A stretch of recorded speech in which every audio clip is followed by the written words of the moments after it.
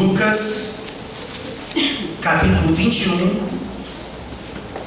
Mais uma vez eu farei a leitura dos versículos 5 até o final do capítulo, sendo que o nosso sermão será hoje dos versículos 29 até o 36. A leitura completa do capítulo, que nós já estamos estudando aí há 2 domingos.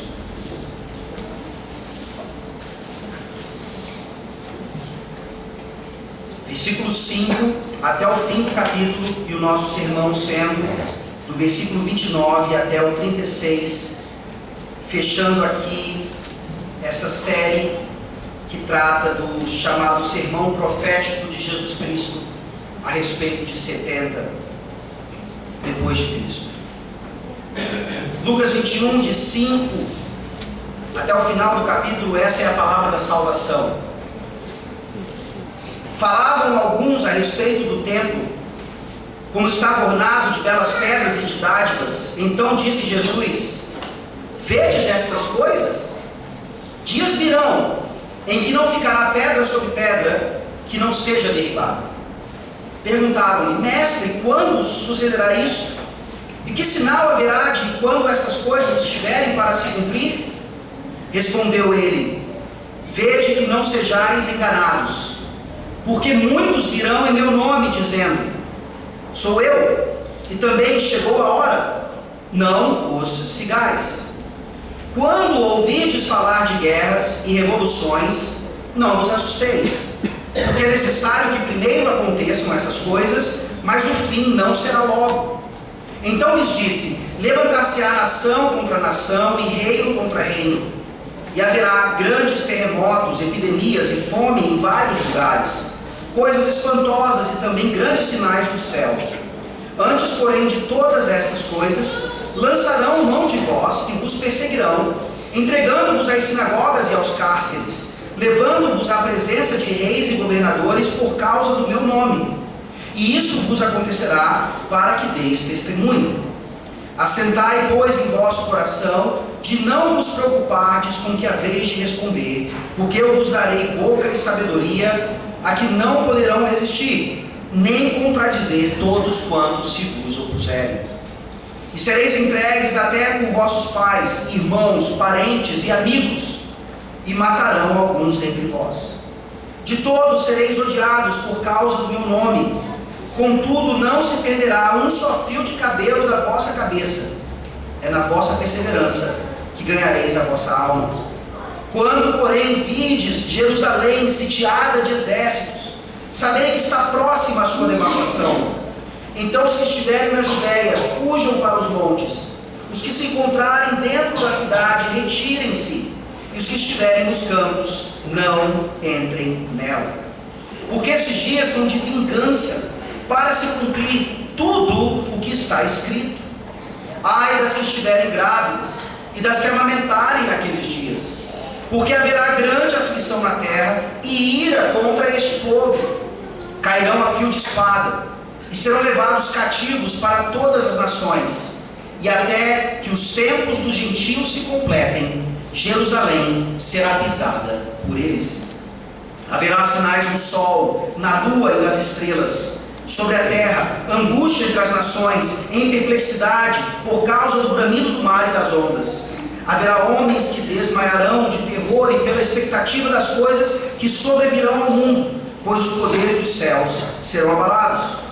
Então se verá o Filho do Homem vindo numa nuvem, com poder e grande glória. Ora, ao começarem estas coisas a suceder, exultai e erguei a vossa cabeça, porque a vossa redenção se aproxima. Ainda lhes propôs uma parábola, dizendo: veja a figueira e todas as árvores. Quando começam a brotar, vendo, sabeis por vós mesmos que o verão está próximo. Assim também, quando virdes acontecerem estas coisas, sabei que está próximo o reino de Deus.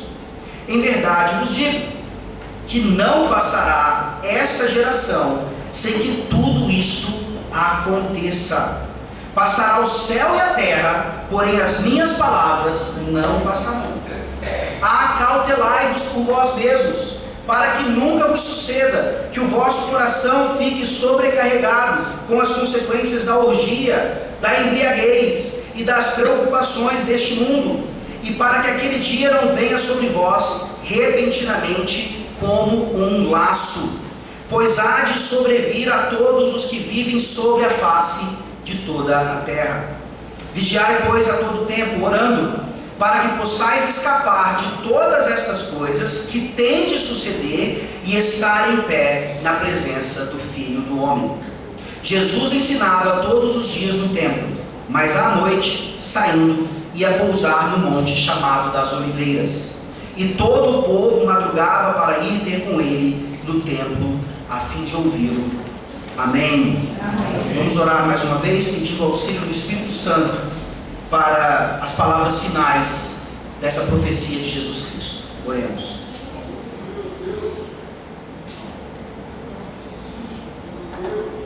Senhor nosso Deus, nós estamos diante da conclusão das palavras proféticas de Jesus Cristo. Nós já vimos aqui em alguns sermões que Jesus foi acusado de ser um falso profeta, justamente por essas palavras. Nós já vimos aqui que Jesus foi acusado de prever a vinda do reino por um evento catastrófico que não aconteceu, segundo aqueles que assim interpretam. E nós comprovamos até esse momento que Jesus em nenhum momento errou ao proferir essas palavras, chegando à conclusão de que de fato tudo aquilo que ele falou aqui já se cumpriu ali naquele momento em que Deus derrama o seu juízo sobre a nação de Israel, naquele momento histórico, divisor de história, marcante, não só para a história de Israel, como para toda a humanidade, principalmente para o povo de Deus. Certamente nessa noite, ó Deus, nesse sermão realizado, proferido pelo profeta verdadeiro que não pode mentir, nós veremos mais uma vez palavras que já se cumpriram, palavras dirigidas para aquele momento histórico, mas que sem dúvida alguma trazem lições preciosas para nós hoje, assim como para todos aqueles que ainda virão como povo de Deus até o momento da vinda definitiva de Cristo para julgar os vivos e os mortos. Tende misericórdia de nós, como o Senhor tem tido ao longo dessas semanas.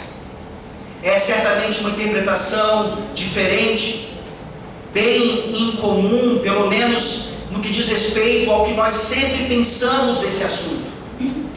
Por isso te pedimos, ó Deus, que não seja aqui a minha opinião ou a de qualquer outra pessoa, mas a opinião do Espírito Santo, falando aos nossos corações a respeito dessas palavras maravilhosas de Jesus, que certamente se cumpriram todas, sem erro algum. É no nome dele, o verdadeiro profeta, que nós oramos. Amém. Amém. Existe um ditado que eu parafraseio mais ou menos assim: se nós falharmos em nos preparar, nós nos preparamos para falhar. Se nós falhamos em nos preparar, nós estamos nos preparando para falhar. Como é que você se prepara para as coisas que estão adiante de vocês? Alguma coisa vai acontecer, uma viagem, uma reunião, um culto. Como é que você se prepara? Você se encontra debaixo da categoria daqueles que se preparam demasiadamente, talvez até minuciosamente demais, a ponto de deixar todos ao seu redor loucos, porque você é detalhista e bem preocupado com coisas darem certo ou errado. Ou você se colocaria debaixo da categoria dos negligentes, ou daqueles que são peritos no improviso? Você até sabe que precisa se preparar um pouquinho, mas sempre tudo deu tão certo no final das contas, que você sempre se baseia nesse improviso, que é até tão característico dos brasileiros de uma forma geral. Eu gostaria de falar para vocês de um evento que aconteceu há alguns dias, algumas semanas atrás, sobre a ida do pastor Breno para uma mini conferência, um curso lá em Fortaleza. Alguns aqui já conhecem a história. E o pastor Breno, ele é uma pessoa que se prepara bastante para as coisas. Ele é bem mais organizado do que eu, por exemplo. E o pastor Breno, ele viaja para Fortaleza às cegas. Ele não sabia onde ele ia dormir. Ele não sabia como ele ia do aeroporto para o local onde ele supostamente ia dormir. Enfim, para uma pessoa como ele vai para esse evento sem a preparação que ele mesmo teria se ele tivesse organizado o evento. E eu não vou entrar em muitos detalhes, porque a história é bem interessante, até engraçada, mas para resumir, a falta de preparação dessas pessoas lá em Fortaleza para receber esse professor do seminário para lhes dar um curso.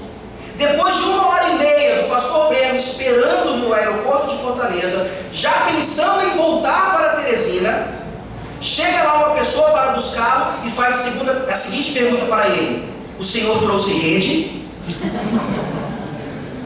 O restante é ainda mais engraçado, ou, como diria o Breno, aterrorizante. Por favor, perguntem para ele como foi essa viagem mal preparada para Fortaleza.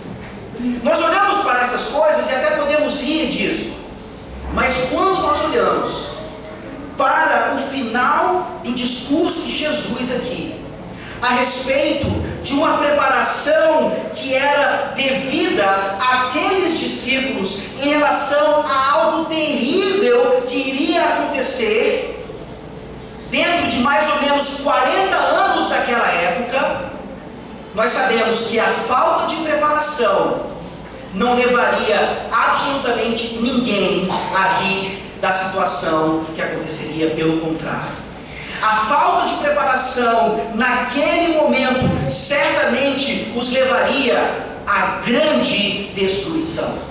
Jesus está falando aqui desde o princípio, para que os seus discípulos acreditassem nas suas palavras, para que eles pudessem escapar daquela terrível manifestação de ira de Deus para com o povo de Israel. É exatamente isso que nós temos visto há 2 domingos. Dos versículos 7 até o versículo 19, nós vimos aqui o Senhor Jesus se referindo a 70 depois de Cristo e não a sua segunda vinda, dando àqueles discípulos daquela época os alarmes falsos que aconteceriam, para que eles não fossem enganados, porque o próprio Jesus disse que aqueles alarmes eram falsos porque o fim ainda não teria chegado. Ele só chegaria mais tarde. E é exatamente isso quando Jesus começa a falar no versículo 20 de coisas que aconteceriam de fato. Você tem aqui, por exemplo, quando eles vissem Jerusalém sitiada de exércitos, era o momento de correr, era o momento de fugir. Estava ali a ira do Senhor, usando aqueles exércitos para destruir Jerusalém, para destruir Israel, para destruir a dispensação judaica que havia rejeitado o Messias prometido. Ele fala usando várias profecias do Antigo Testamento que claramente fariam o povo daquela época reconhecer que o verdadeiro profeta Jesus Cristo não podia errar e que o que ele falava certamente iria ocorrer. Nesses 2 aspectos, nesses 2 sermões, nós vimos Jesus claramente apontando para aquele juízo definitivo de Deus sobre Israel. e não a respeito da sua segunda vinda. O discurso continua hoje. O contexto é exatamente o mesmo. Mas da mesma forma que tanto no primeiro sermão quanto no segundo sermão, apesar de Jesus estar falando diretamente àquela geração, o Espírito Santo traz aplicações para as nossas vidas hoje.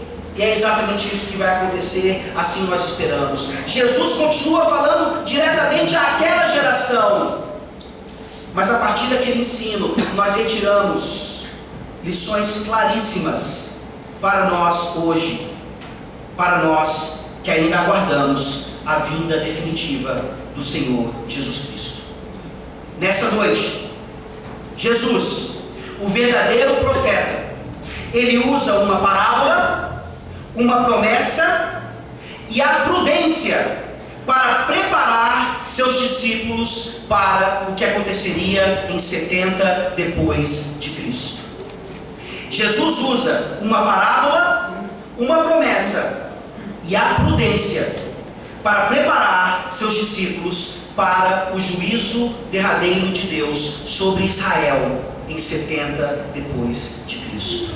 E obviamente, como consequência disso, porque a palavra de Deus é viva e eficaz, Jesus também nos prepara hoje para o juízo final, para aquilo que ainda está por vir em relação à nossa história. Prestem atenção então, nessa preparação que é fundamental para as nossas vidas, assim como foi fundamental para aqueles discípulos naquela época, pois se nós falharmos em nos preparar, nós estamos nos preparando para falhar. E em relação ao juízo final de Deus, essa falha diz respeito à morte eterna ou vida eterna. O primeiro ponto que nós vemos essa noite, então, é a parábola que indica essa preparação. Uma parábola de preparação, versículos 29 a 31. Vejamos mais uma vez aqui o que o Senhor Jesus diz a respeito desse assunto. Ainda lhes propôs uma parábola, dizendo: vede a figueira e todas as árvores. Quando começam a brotar, vendo-o, sabeis por vós mesmos que o verão está próximo. Assim também, quando virdes acontecerem estas coisas, sabei que está próximo o reino de Deus. Como é que essa parábola indica preparação?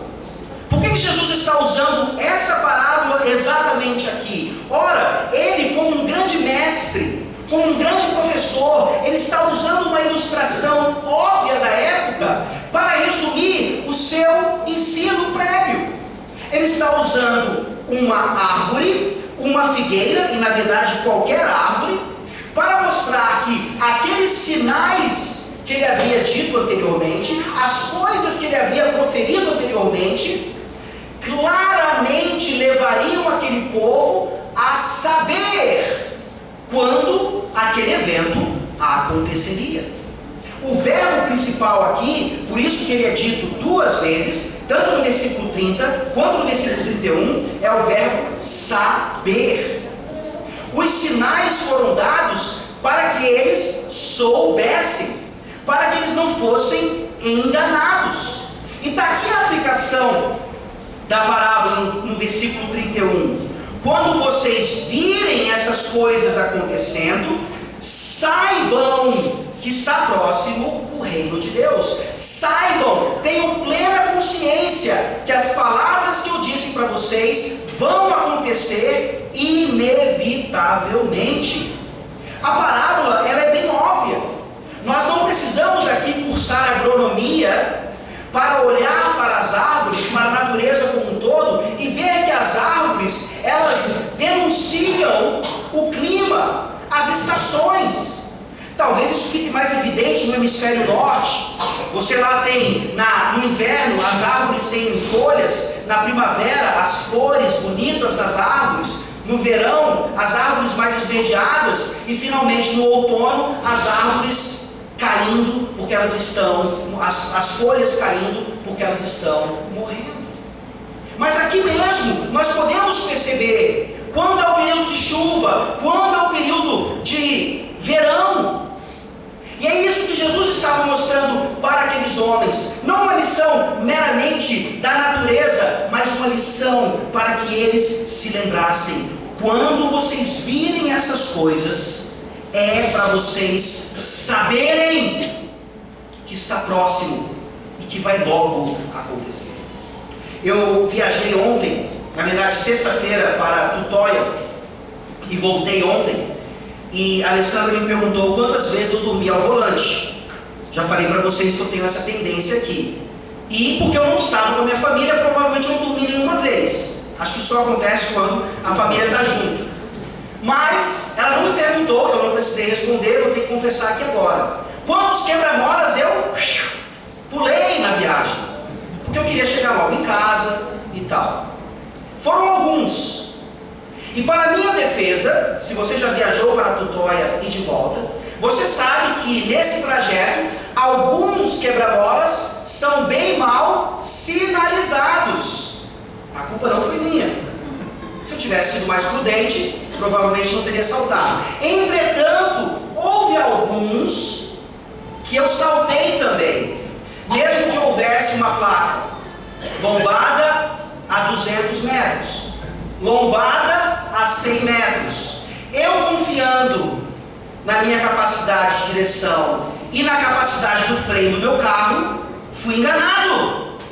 Não pela falta de sinais, mas porque eu não olhei para a placa, e segundo, porque eu não soube ou eu não quis saber do perigo que seria frear muito em cima da lombada. É exatamente essa a ideia. Os sinais que Jesus está trazendo aqui nesse capítulo e em outros que nós já vimos nos evangelhos sinóticos eram sinais para mostrar que 70 estava chegando. E como nós sabemos no nosso calendário, ele já chegou. Eram sinais, não para a vinda de Cristo definitiva, mas para aquele momento de juízo sobre Israel. Uma forma de você entender isso um pouquinho melhor é nós fazermos um contraste com parábolas de Mateus 24. Por favor, abra a sua Bíblia em Mateus 24. Nós temos visto aqui que Mateus 24 é um texto paralelo desse de Lucas 21. Um texto, na verdade, mais completo. Um texto que joga luz a Lucas 21.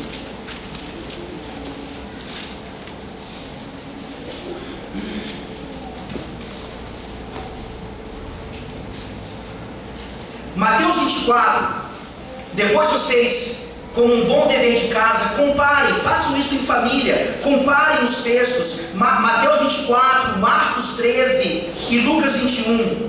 Você vai ver que a sequência é exatamente a mesma, que Mateus está falando sobre mais coisas do que esses outros dois textos, mas você vê que a estrutura é exatamente a mesma.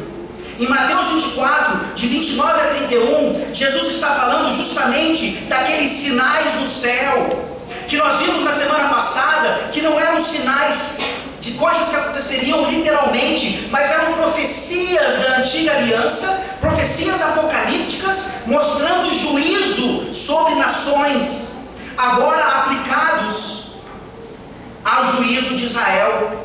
E logo depois do versículo 31, nós vemos Jesus tratar de uma parábola. Qual parábola? A parábola da figueira. Com a mesma intenção de que os discípulos soubessem que a hora estava vindo e que seria em breve. Mas depois disso, Jesus traz 3 parábolas. Observe comigo a partir do versículo 45. Aqui a parábola chamada do bom servo e do mau servo. Vejam comigo o contraste no versículo 50, por favor, de Mateus 24.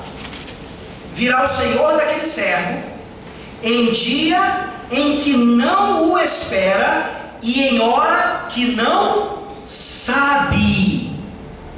Pergunta: se Jesus está dando sinais e fala de uma parábola para que eles soubessem quando o evento aconteceria, como é que aquele ele traz uma parábola no mesmo contexto, dizendo a respeito de um dia, de um momento, de um evento que ninguém sabe, nem os anjos, nem o Filho, nem nenhum profeta, nem Nostradamus, nem absolutamente qualquer pessoa.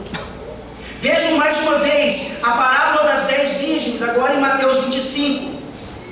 O versículo 13 diz: vigiai, pois, porque não sabeis o dia nem a hora. Os discípulos estão ficando confusos. Jesus, é para saber ou não é para saber?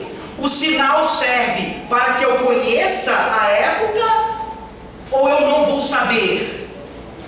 A resposta é simples, não há confusão nenhuma. Jesus está falando de dois eventos diferentes.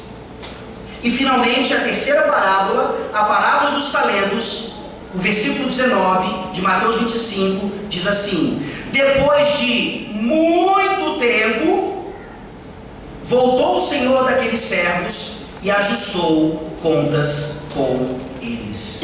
Espera aí, Jesus, é em breve ou é depois de muito tempo?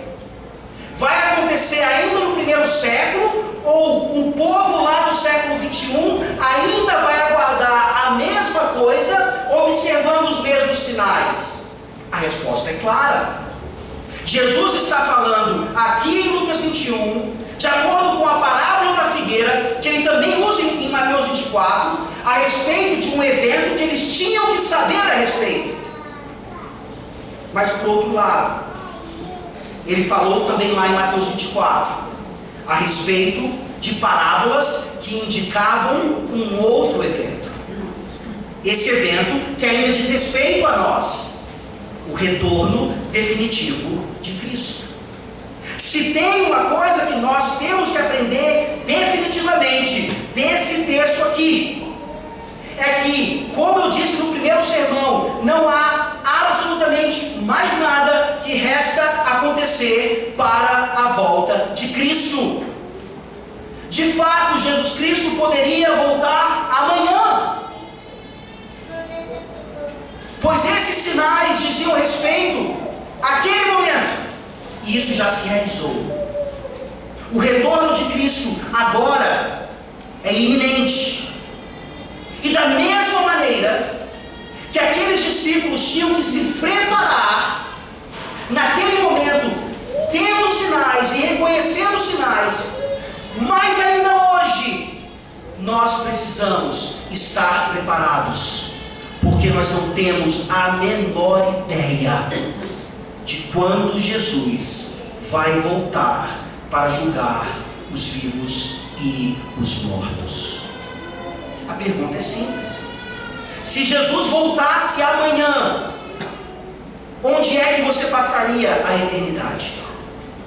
Se Jesus retornasse hoje, depois do culto, como um ladrão, de surpresa, para a nossa maior alegria, onde é que você passaria o restante da sua existência? Se os discípulos daquela época, com sinais claros a respeito de um juízo ainda temporário, precisavam se preparar, quanto mais nós hoje precisamos estar com as nossas guardas altas, levantadas, aguardando a grande vinda do Senhor Jesus Cristo. Você está preparado? Como é que você sabe? Você está em Jesus Cristo?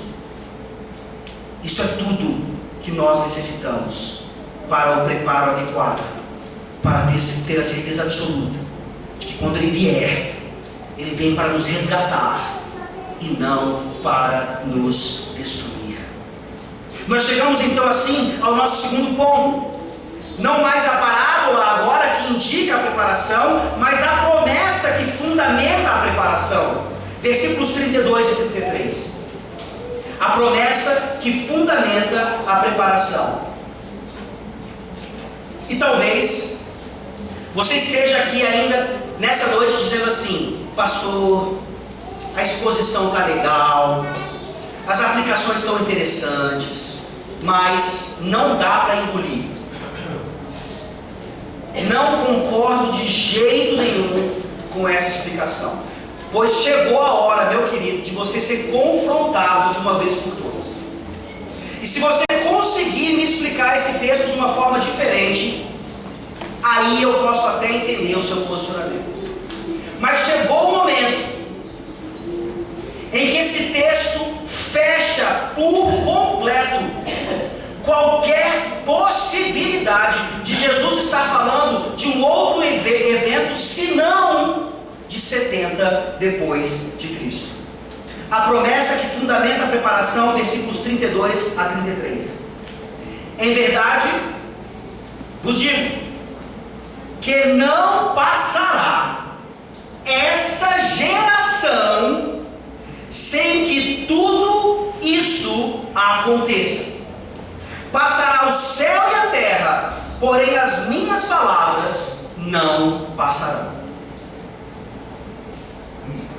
Jesus disse uma série de coisas que iriam acontecer.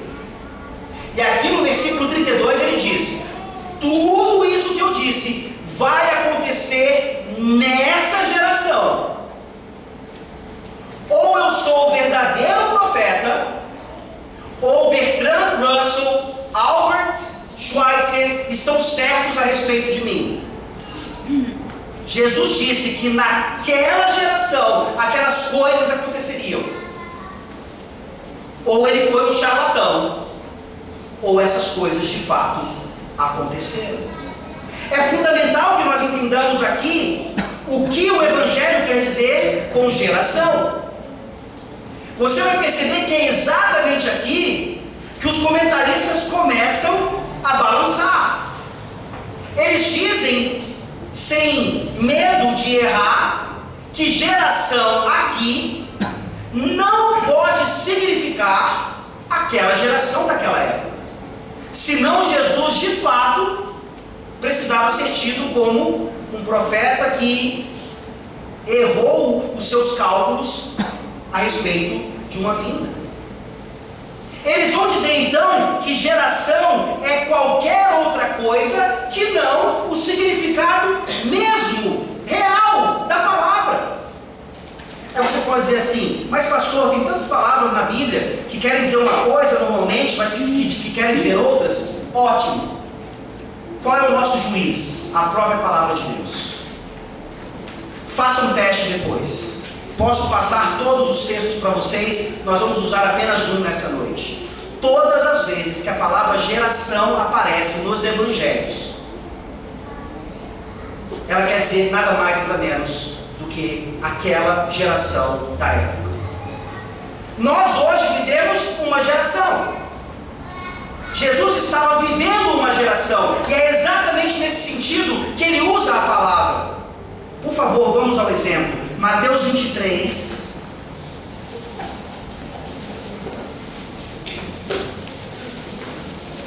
Mateus 23, versículo 36. Mateus 23, 36. Como eu disse, há outros textos, depois eu passo para vocês. Mas esse é bem claro. Jesus traz uma série de ais, uma série de maldições aos fariseus, aos escribas, justamente porque eles haviam rejeitado o seu reinado, a sua pessoa, a sua obra. E ele diz então no versículo 36 de Mateus 23: em verdade vos digo que todas estas coisas hão de vir sobre a presente geração. Aqui os intérpretes podem fazer o malabarismo que eles precisarem fazer. Eles não vão conseguir demonstrar que geração, nem ali, nem em Lucas 21, quer significar outra coisa que não aquele povo contemporâneo da época. Essa é a conclusão que nós vemos de um comentarista. que diz assim: o entendimento comum a todas as passagens dos evangelhos, onde a palavra geração aparece, é aquele de raça contemporânea, o povo que vivia na mesma época de Cristo, a geração que estava viva então. Isso é enfatizado em Lucas 21, 32, pelo pronome demonstrativo esta. Isso é enfatizado em Mateus 23 pelo adjetivo presente geração. Não tem como fugirmos disso.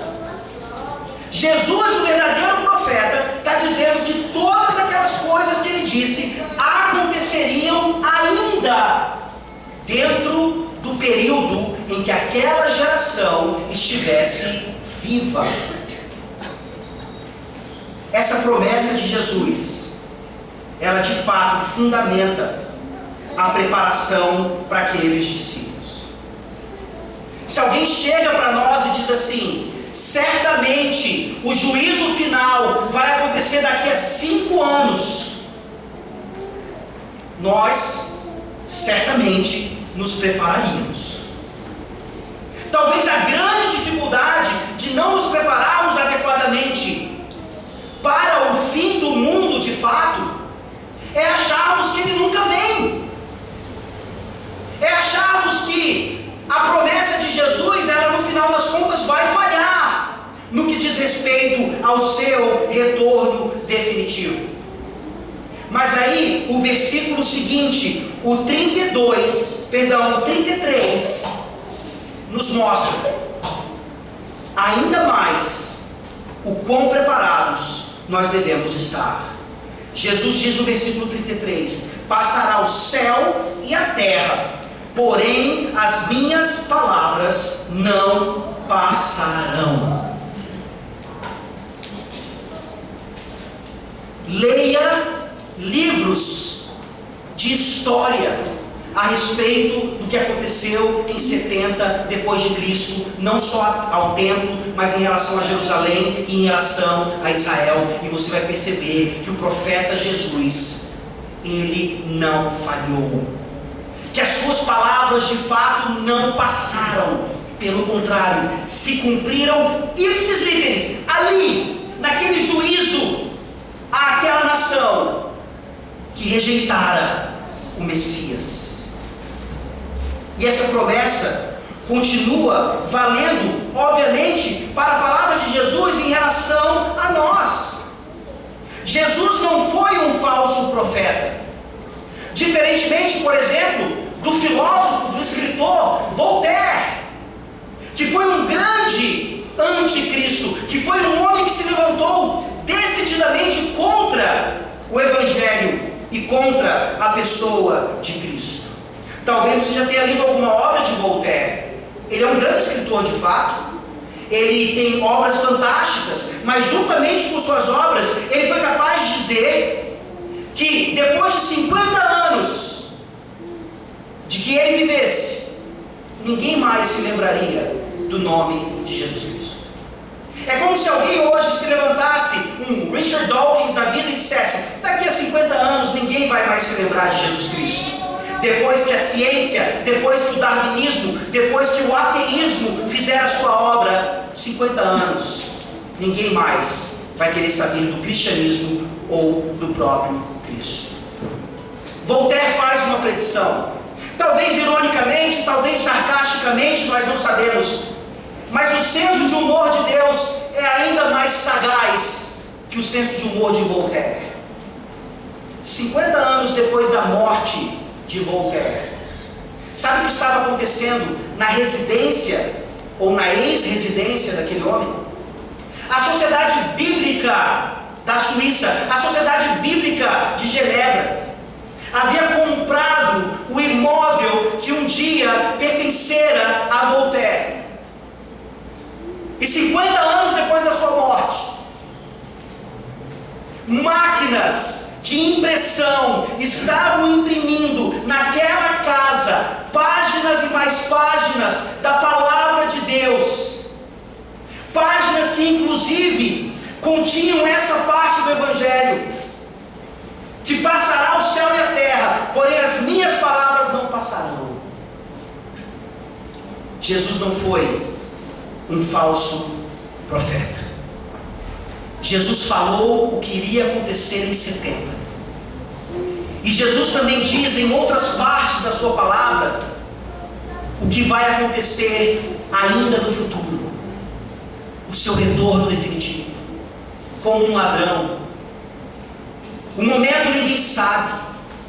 E mais uma vez eu repito, se aqueles discípulos com sinais claros precisaram se preparar para o juízo de 70, quando mais nós, hoje, sem sinal mais algum, sabendo que as palavras de Jesus não vão passar, devemos nos preparar para esse dia que nós lemos lá em Amós, dia do Senhor. Por que vocês aguardam o dia do Senhor? É dia de trevas e não de luz.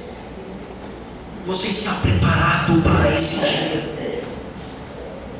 Pois se você estivesse em Cristo, nesse dia, sem dúvida alguma, esse dia será de intensas trevas para você.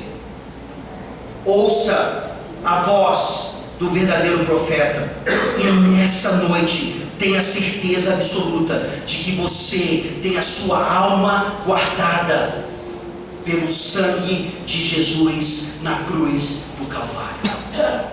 A parábola indica a preparação, a promessa ela fundamenta a preparação, e finalmente nós chegamos então ao momento em que a prudência ela autentica a preparação. Como é que eu sei se eu estou preparado ou não? Você está em Cristo? Essa é a primeira resposta. E aqui nós temos outras, bem claras. A prudência autentica, confirma, expressa a minha preparação ou falta de preparação. Versículos 34 a 36. Acautelai-vos por vós mesmos, para que nunca vos suceda que o vosso coração fique sobrecarregado com as consequências da orgia, da embriaguez e das preocupações deste mundo. E para que aquele dia não venha sobre vós repentinamente como um laço, pois há de sobrevir a todos que vivem sobre a face de toda a terra. Vigiai, pois, a todo tempo, orando, para que possais escapar de todas estas coisas que têm de suceder e estar em pé na presença do Filho do Homem. Vejam então como Jesus utiliza aqui a prudência para mostrar se aqueles discípulos estariam preparados ou não para o juízo de Deus sobre Israel, que traria grande tribulação sobre aquela geração. Ele mostra aqui o que é a falta de preparação. Ele usa 3 palavras. Ele usa orgia, embriaguez e preocupações deste mundo. Talvez nós possamos colocar orgia e embriaguez numa mesma categoria. Orgia aqui não está nos falando a respeito de relações sexuais ilícitas, de pessoas que não têm domínio próprio nessa área. Orgia aqui, na verdade, pode ser tratado ou traduzido como qualquer dissipação, qualquer exagero.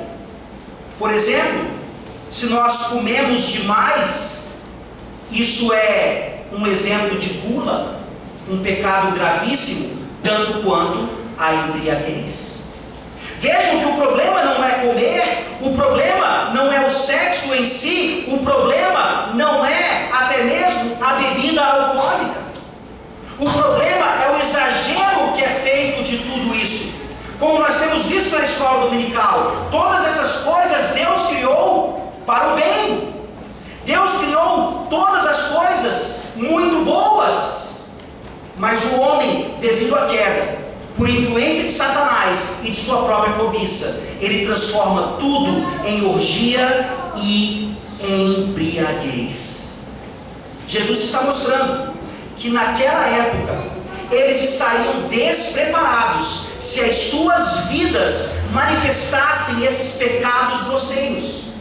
Jesus está falando hoje que se as nossas vidas não demonstram domínio próprio nessas áreas, é óbvio que nós não estamos preparados, ou no mínimo não estamos aguardando devidamente a vinda gloriosa de Jesus Cristo. Gostaria de mais uma vez enfatizar: o problema aqui não é a comida ou a bebida, mas como nós consumimos essas coisas. E se exageramos, estamos dizendo, pelo menos ali naquele momento, que nós preferimos nos saciar ou nos fartar com essas coisas do que estarmos preparados devidamente para a volta gloriosa do Rei dos Reis. Da mesma maneira que eles tinham que se preparar naquela época, com todos os sinais que eles tinham, quanto mais nós precisamos cantar o que nós cantamos: mais pureza dá-nos, mais horror ao mal, porque assim nós saberemos que estaremos preparados para esse dia derradeiro. Talvez você pense assim: tranquilo, orgia, check, sem problema. Embriaguez, só bebo socialmente e olho lá. Mas vejam que Jesus amplia e toca aqui todos os corações, mesmo aqueles que acham que não tem nenhum envolvimento de excesso com coisas boas dessa vida. Mas Jesus fala que os nossos corações não devem estar sobrecarregados também com as preocupações deste mundo. E aí é onde provavelmente todos aqui nessa noite caem como patinhos. Qual é a sua maior preocupação diária? Qual é a sua maior preocupação semanal? Qual é a sua maior preocupação mensal? Qual é a sua maior preocupação anual? Mesmo sendo todas legítimas: comprar uma casa, passar no concurso, me casar, ter uma boa escola para os meus filhos, viajar, me aposentar. Se essas preocupações ocupam o lugar da nossa preocupação e preparação para a volta de Cristo, nós ainda não entendemos o que Jesus Cristo avisou para aqueles discípulos daquela época e o que Ele tem nos avisado para os dias de hoje. Não deixamos apenas em santidade os excessos dessa vida, mas nós deixamos inclusive aquelas coisas que tomam o lugar de Deus, sem que nós percebamos. Jesus diz claramente que se os nossos corações estiverem preocupados com essas coisas em primeiro lugar, a volta de Cristo, sem dúvida alguma, pode representar para nós uma volta não de luz, não de resgate, mas de trevas. Como você está se preparando para a volta do Senhor? Como você se encaixa nessa descrição da falta de preparação para a volta do Senhor? Eu não poderia insistir, mas Jesus aqui nesse capítulo não está falando da sua volta. Mas por implicação e por consequência, se esses homens aqui tinham que se preparar dessa maneira, quanto mais nós devemos nos preparar. Agora que o Messias já veio, agora que o juízo já veio sobre Israel, e agora que o que nos resta é apenas o retorno glorioso de Cristo. Jesus vai terminar agora dizendo quais são as consequências dessa falta de preparação. Da mesma forma que aqueles homens, se estivessem despreparados, aquele dia viria sobre eles, versículo 34, repentinamente como um laço, como uma armadilha. Se eles não seguissem as palavras de Jesus, literalmente, se eles não percebessem os sinais, se eles não soubessem a concretização das promessas e das profecias de Jesus, eles seriam destruídos juntamente com 1 milhão de judeus que foram destruídos em 70 depois de Cristo. Se esse dia, cheio de sinais, pode vir repentinamente como um laço na vida dos discípulos de Jesus daquela época, quanto mais hoje, o dia de fato, que já está previsto para vir como um ladrão, vai pegar muitos, mas muitos de surpresa. Naquele dia, você não vai poder dizer que não sabia ou não deveria estar preparado. Ninguém me avisou.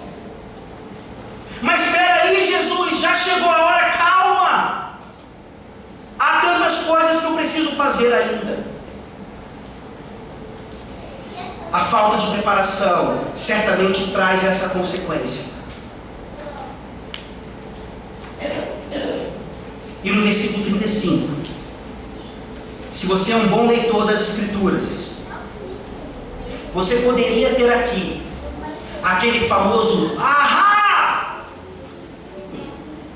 Encontrei o versículo para mostrar que o pastor Broto está redondamente enganado ao dizer todas essas coisas a respeito de Lucas 21. Jesus diz claramente que a consequência da falta de preparação viria sobre todos os que vivem sobre a face de toda a terra. Se você é um bom leitor da Bíblia, você diria: como é que Jesus está falando de um evento específico, de uma época, a uma geração, e Jesus fala que sobre toda a face da terra aquilo aconteceria? Na verdade, se a sua interpretação é essa, então você não está sendo um bom leitor da Bíblia. Eu gostaria de provar isso para você agora. Zacarias capítulo 12, versículos 10 a 12. O que Jesus quer dizer com essa visitação sobre a face de toda a terra? É bem simples. Zacarias 12, nós precisamos conhecer melhor o nosso Antigo Testamento, nós precisamos conhecer melhor o uso da palavra terra em toda a Escritura. Zacarias capítulo 12, versículos 10 a 12. E sobre a casa de Davi e sobre os habitantes de Jerusalém derramarei o espírito da graça e de súplicas. Olharão para aquele a quem traspassaram, pranteá-lo-ão como quem pranteia por um unigênito, e chorarão por ele como se chora amargamente pelo primogênito. Naquele dia será grande o pranto em Jerusalém, como o pranto em Hadad e Rimmon, no vale de Megido. A terra pranteará, cada família à parte. A família da casa de Davi à parte, e suas mulheres à parte. A família da casa de Natã à parte, e suas mulheres à parte. A terra pranteará. O profeta Zacarias estava falando da terra de Israel. O profeta Zacarias estava falando do pranto das 12 tribos da terra de Israel, que certamente no dia do juízo pranteariam por causa daqueles, ou por causa daquele que eles mesmos traspassaram. Apocalipse 1, versículo 7. Precisamos conhecer melhor o nosso Antigo Testamento, precisamos conhecer melhor o nosso Apocalipse. Apocalipse 1, versículo 7. Jesus em nenhum momento fala que toda a face da terra significa o mundo inteiro. Pelo contrário, Apocalipse 1,7 diz: eis que vem com as nuvens, e todo olho o verá, até quantos o traspassaram, e todas as tribos da terra se lamentarão sobre ele, certamente. Amém. Jesus não está falando que o mundo inteiro experimentaria 70 depois disso. Jesus está falando decididamente aqui, com um vocabulário próprio da época, que era compreendido pelo povo da época, que a terra de Israel e as suas 12 tribos experimentariam o juízo derradeiro de Deus sobre aquela nação que rejeitara o Messias. Essas eram e foram, na verdade, as consequências da falta de preparação para aquele povo, que teve os sinais e muitos recusaram ver e saber que o fim estava próximo e por isso foram consumidos. Mas Jesus termina esse sermão profético falando das consequências de uma boa preparação. Versículo 36.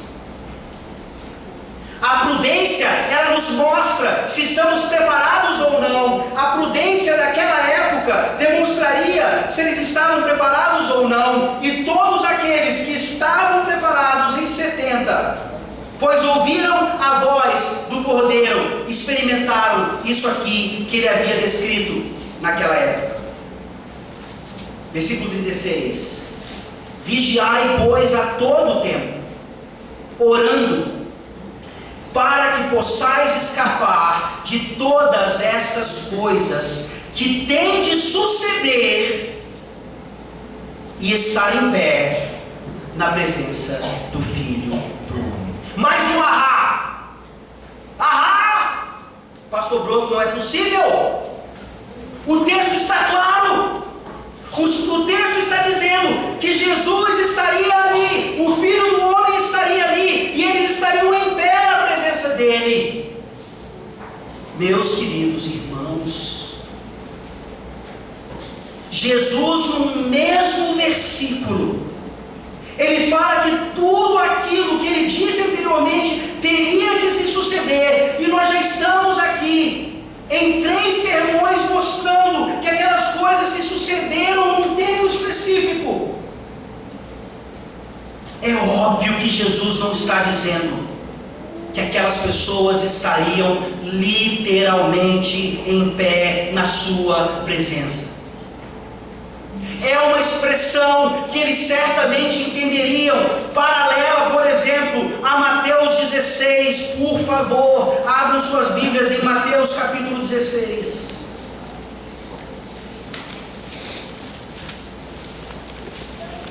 Mateus 16,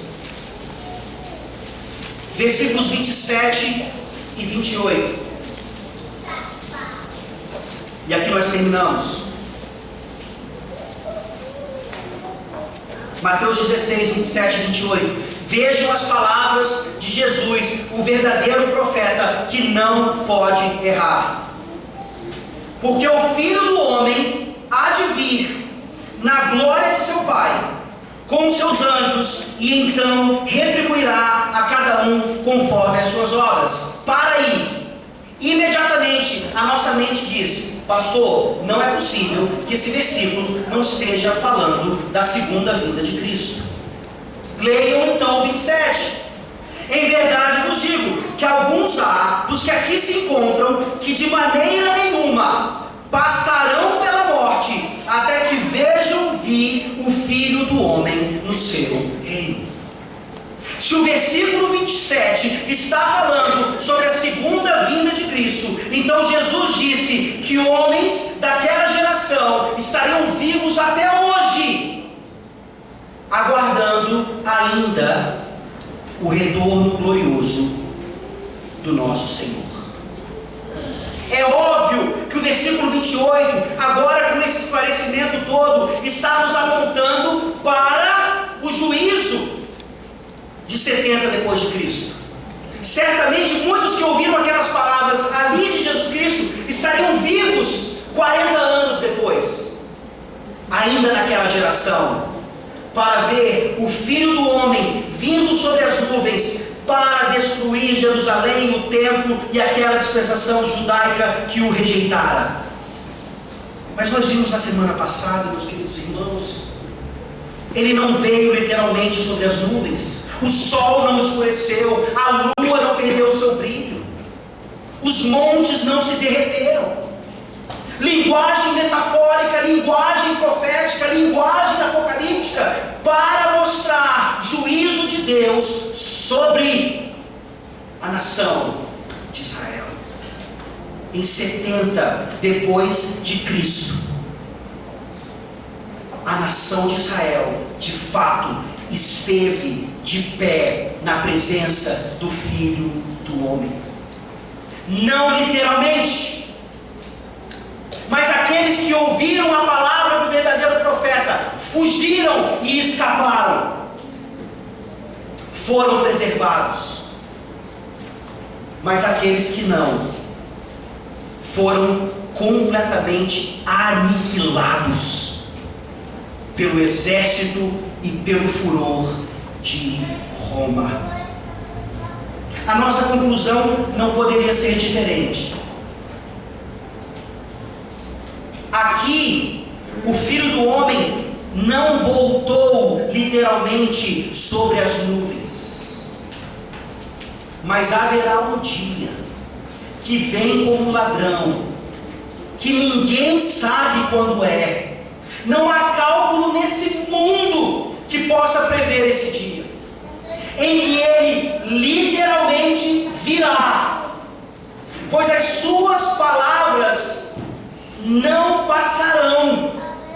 E ele prometeu em outros textos que o seu retorno, depois de muito tempo, ele seria de fato iminente, quando ninguém estivesse esperando. Se no século 21 nós crentes estamos ouvindo essa mensagem hoje, nada mais é para nós nos perguntarmos: será que eu estou realmente preparado para esse grande dia? Se a resposta é sim, pois eu estou debaixo do sangue de Cristo, amém por isso. Mas aí a pergunta é: por que então que o nosso coração continua tão atribulado ou tão apegado às orgias deste mundo, à embriaguez deste mundo, às preocupações diárias desse mundo? Vocês conseguem perceber que é muito fácil dizer que nós estamos preparados para a volta de Cristo amanhã, e que inclusive nós já ansiamos por isso e oramos por isso, dizendo: Maranata, hora vem, Senhor Jesus. Mas as nossas palavras não condizem com aquilo que nós realmente vivemos, à luz dessas coisas todas que nós aprendemos aqui. Aquela geração teve vários sinais para se preparar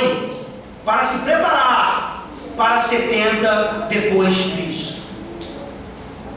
Não há mais nenhum sinal para essa geração ou qualquer outra depois de 70.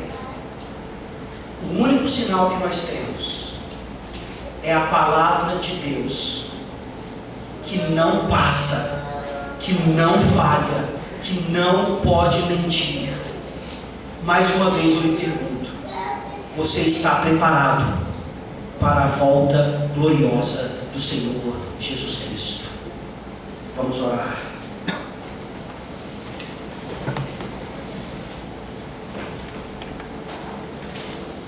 Ó Deus bendito, mais pureza dá-nos, mais horror ao mal, mais calma em pesares, mais prudência, mais paciência, mais santidade. mais anseio da glória, do teu retorno, mais capacitação para levarmos a palavra do Evangelho a todos, porque aqueles que morrerem sem Cristo, ou que estiverem vivos no momento do seu retorno, certamente não terão se preparado bem e terão juízo ainda mais